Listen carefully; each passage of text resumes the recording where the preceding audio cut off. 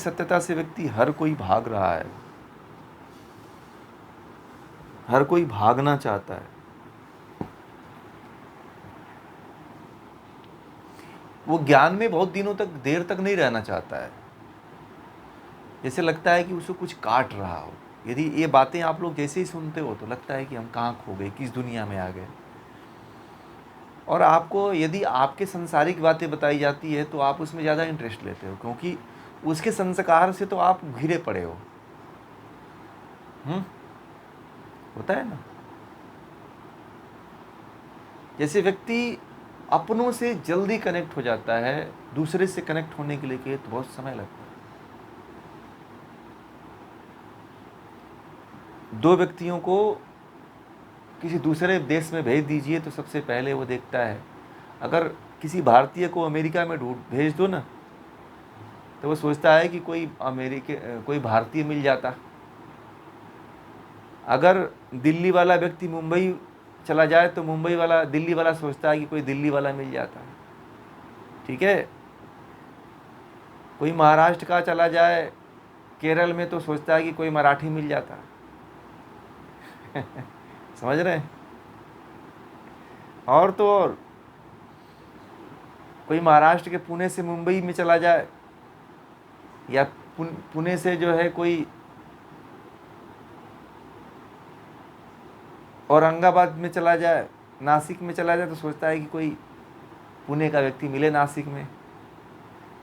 ठीक है। तो अपने को ही ढूंढता है व्यक्ति। अपनत्व ऐसा है कि व्यक्ति दूर देश भी चला जाए ना तो अपने को ढूंढता है। और परिवार में है, समाज में है, तो अपने समाज को ढूंढता है। घर में है तो अपने बच्चों को ढूंढता है। परंतु जब अपने शरीर में रहता है तो किसको ढूंढता है, बताइए। कौन बताएंगे। व्यक्ति जब अपने शरीर में रहता है तो किसको ढूंढता है।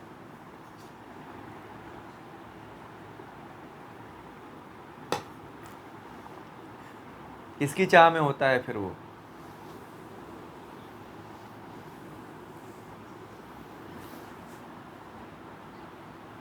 है कंफर्ट जोन।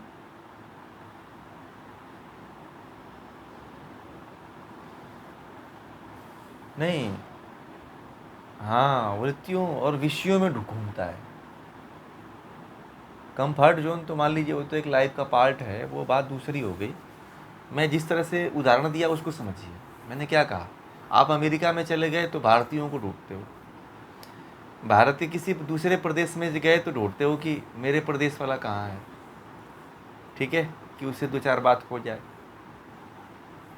फिर आप जिले में होते हो, प्रदेश में होते हो, तो जिले वाले अपने जिले के ढूंढते हो कि मेरे जिले का कोई मिल जाए। फिर ये ढूंढते हो कि मेरे शहर का कोई मिल जाए, मेरे क्षेत्र का कोई मिल जाए। फिर सोचते हो मेरे कॉलोनी का कोई मिल जाए, कॉलोनी का मिल जाता है। फिर मेरे समाज का कोई मिल जाए, फिर मेरे परिवार का कोई मिल जाए। परिवार में आते हो तो मेरा बच्चा मिल जाए मुझसे, मेरा पति मिल जाए मुझसे, मेरी बहन मिल जाए, है ना।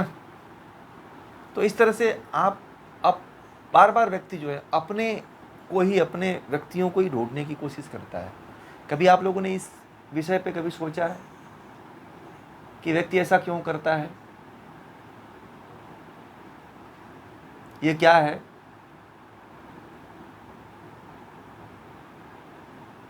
आसक्ति है, परंतु बड़े स्तर पे है, छोटे स्तर पे नहीं है। आप ये मत समझिए कि केवल यह एक देशीय है, ये दूर देशीय भी है। आसक्ति जो है एक देशीय नहीं है, एक व्यक्तिगत नहीं है। ये सार्वभौमिक है। ये आप कहीं पे भी नहीं छोड़ते हो, हर जगह। इसीलिए तो समाज बट गया, जाति बट गई, देश बट गए, लोग बट गए हैं, कैटेगरियां बदल गई। इसीलिए बदल गई कि हम जो है अपनत्व को ढूंढते हैं, अपने को ढूंढते हैं, स्वार्थ को ढूंढते हैं कि ये मेरा है। एक विदेशी लेखक ने लिखा है, मैं उसकी एक पुस्तक पढ़ रहा था, तो वो लिखा है कि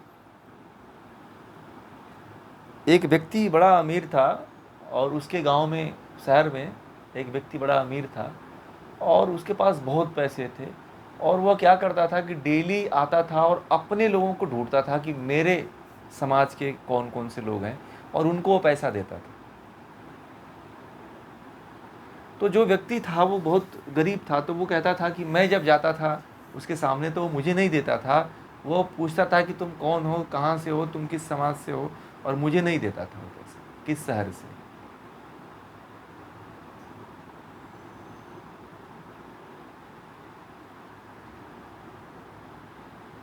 ठीक है।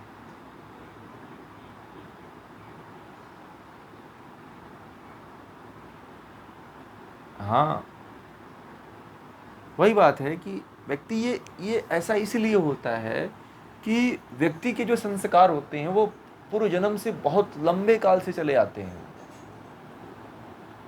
ठीक है।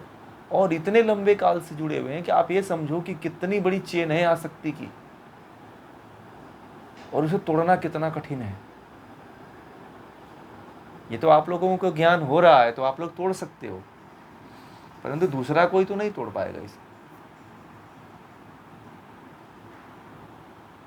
मैं तो अभी एक संस्था के बारे में जानता हूं, जिस संस्था में उसके पूरे परिवार के लोग ही जुड़े हुए हैं। बहुत नामी संस्था है इस समय, वो बड़े हाई टॉप पे चल रही है वो संस्था, और उस संस्था में उसके सारे परिवार घुसे हुए हैं।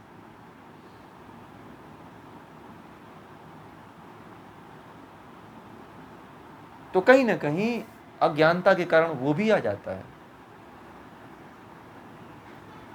जब अज्ञानता हावी होता है, जब संस्कार नहीं बदलते हैं, ज्ञान नहीं होता है, तो फिर यही होता है। जब व्यक्ति सार्वभौमिक हो जाता है तो वही व्यक्ति महान होता है, जो अपने परिवार के लिए नहीं, एक विश्व के लिए जीना शुरू कर देता है। उसके लिए परिवार, उसके लिए राज्य, उसके लिए देश, उसके लिए समाज, उसके लिए लोग सब एक हो जाते हैं। उसकी सोच एक हो जाती है। न क्षेत्र का, न देश का, न जिले का, न तहसील का, है ना, न कॉलोनी का, न मोहल्ले का, न फ्लोर का, कोई अंतर ही नहीं रह जाता। इसी को सार्वभौमिकता कहते हैं। इसी को वसुधैव कुटुंबकम की बात कही जाती है। इसी को कहा जाता है समत्वम योग उच्यते। कितनी बड़ी अवधारणा भगवान श्री कृष्ण ने गीता में दे दिया, समत्वम योग उच्यते, कि समत्व से ज्यादा ऊंचा तो कुछ है ही नहीं। दुनिया में यदि सबसे कुछ ऊंची चीज है तो वो समत्व है। बात समझ आई? कुछ पल्ले पड़ी समत्व क्या होता है। इन सबसे व्यक्ति ऊपर उठ जाता है। धृतराष्ट्र को क्या था? धृतराष्ट्र समत्व को खो चुके थे। धृतराष्ट्र को लगता था कि मेरे लड़के, ठीक है, यदि सार्वभौमिक होते धृतराष्ट्र तो उनका एक भी संतान नहीं मरती। जिसके अंदर स्वार्थ आ जाता है फिर उसका सब कुछ नष्ट हो जाता है। इसलिए पूरी दुनिया को अपना मानो आप लोग। पूरी दुनिया आपकी होनी चाहिए, पूरे लोग आपके होने चाहिए। वसुधैव कुटुंबकम की जो अवधारणा है, हमारे देश ने ऐसे ही नहीं दिया है, ऋषियों ने ऐसे नहीं दिया है कि ये पूरा विश्व परिवार है। इसलिए दिया कि साधना के पथ में कोई समस्या न आए, वृत्तियों में व्यक्ति न फंसे। समझ में आ गई बात? क्षमत्व की भावना रखे कि सब बराबर है, सब अपने लोग हैं।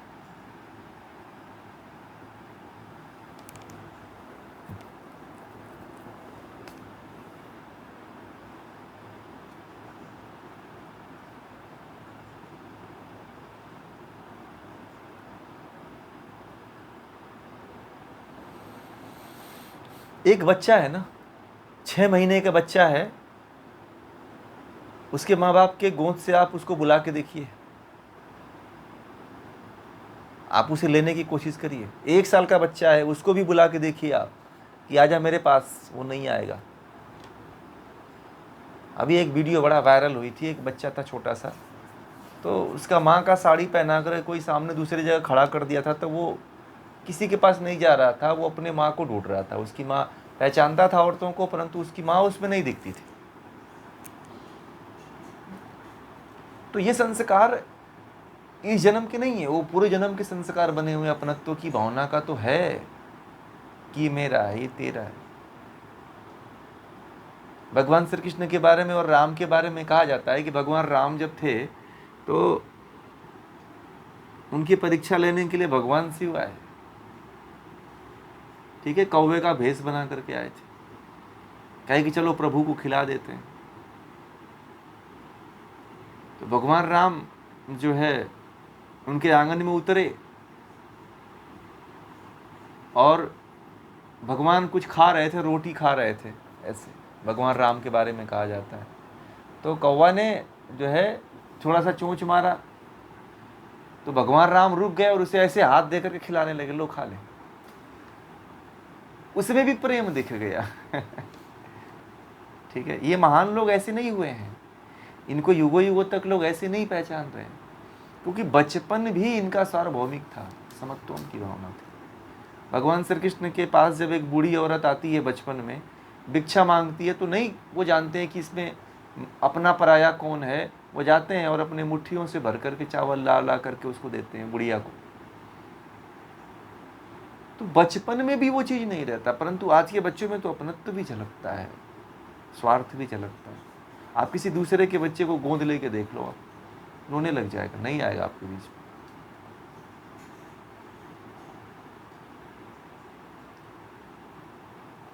भगवान श्री कृष्ण ने तो पूतना तक को, पूतना ने प्रेम से बुलाया तो उसके साथ भी चले गए। है कि नहीं?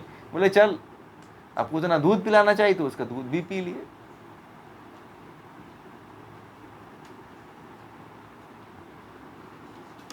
जहां पे तेरे और मेरे का जो संबंध खत्म हो जाता है, यही ऐसी ही आत्माएं महान हुआ करती हैं। जो व्यक्ति संपूर्ण विश्व के लिए जीता है, वह विश्व उसका हो जाता है। महानता की यही निशानियां होती हैं कि अपने लिए नहीं, पूरे विश्व के लिए जिए। एक परिवार में सीमित मत करिए अपने आप को, एक समाज में, एक जाति में अपने आप को सीमित मत करिए, इनसे ऊपर उठिए। दुनिया आपकी पुकार कर रही है, पूरे दुनिया के लिए आप आगे बढ़ो। ठीक है।